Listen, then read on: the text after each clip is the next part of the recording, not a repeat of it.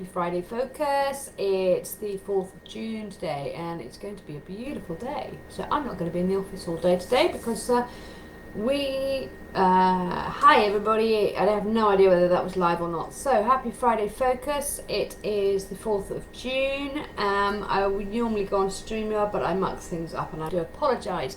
Please say hi if you are watching this, either live or on replay. It'd be lovely to hear you and see that somebody's actually wanting me to carry on with this.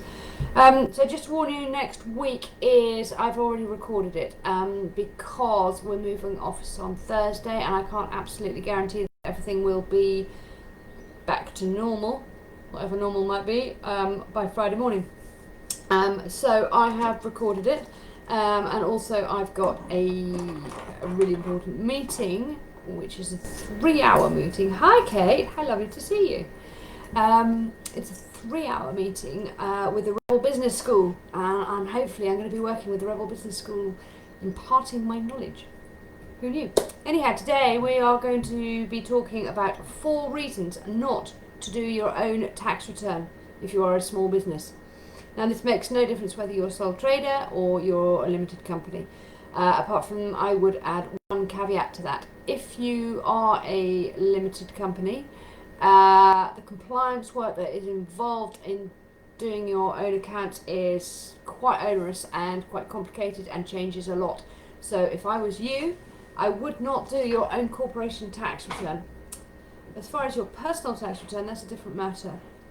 If you wanted to do that yourself, it's not hugely complicated. But let's go through the 4 reasons not to do it yourself if you are a sole trader. 1, you are not a numbers person. Otherwise you'd be doing what I'm doing. We all like to believe that we're good at absolutely everything, but in actual fact we're not.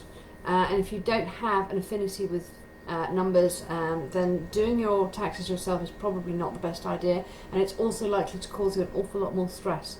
Even if you are competent enough,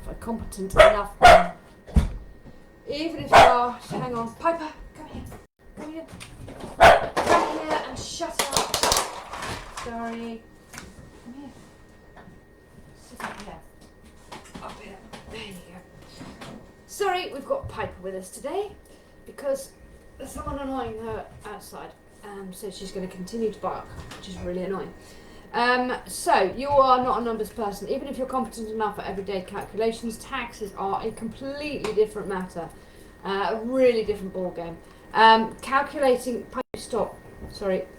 your taxes is a really complex process, and that's the reason why chartered accountants do what they do, and they spend so long in their training.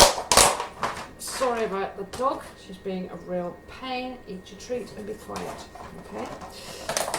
A simple mistake on your tax return can actually cost you an awful lot of money, but the hassle involved in trying to sort it out with HMRC, especially at the moment during COVID, is a nightmare. Absolute nightmare, and it will take you forever. And honestly, it's not really worth the risk.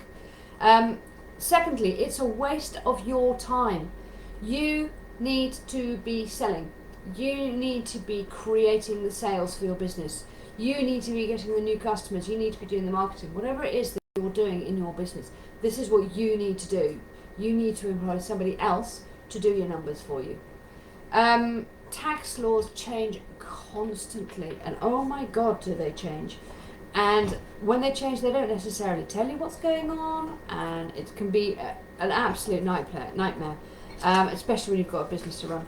When tax season rolls around, the chances are that you won't know about all of the changes, which could lead to you making mistakes on your tax return and, again, costing you more money.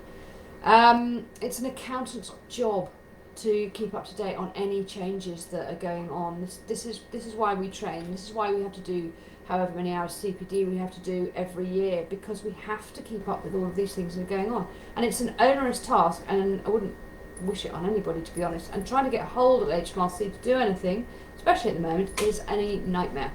But number 4 is quite a crucial point, and that is that the internet is full of misinformation. HMRC's website, if you know where to go, can be very, very useful. if you don't know where to go, it can be incredibly confusing, and more often than not, it will be quite contradictory, which isn't useful. When you're trying to go through all the information on HMRC, honestly, it will tell you one thing and then another page will tell you something else. And if you ring HMRC, if you ever actually happen to get hold of anybody at the moment, they can be quite contradictory as well, which is really, really unhelpful. But also, there is a lot of, as I say, misinformation. We all think that we can use Google for everything and anything. But to be quite honest with you, there's a lot of things on there that just don't work, and it's not a good idea. It's like looking up something medical on Google. A really bad idea, because basically anything that you look up on Google medical wise, you're dying, and you've got it. So in summary, and I'm sure that this has been quite a short one, but we're being interrupted by a dog.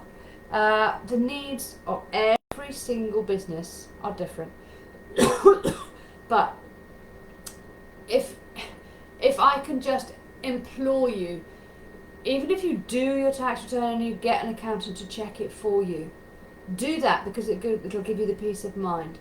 But the last thing that you want to do is leave it to the last possible minute, do it yourself and make a mistake, and then have to try and rectify it with HMRC, because it will cost you a lot of money to do that.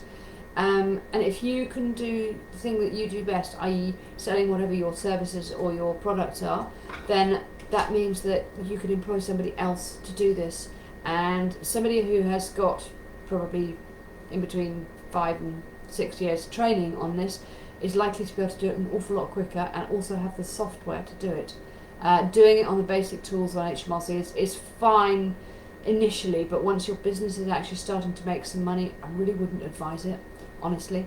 So if you are wanting some help with your tax return, let me know. All my tax returns get done before the end of September, unless the client hasn't given me the information, in which case it's whenever it happens to happen. But otherwise they all get done by the end of September, so you get that peace of mind that it's done, it's dusted, and it's all submitted and ready to go.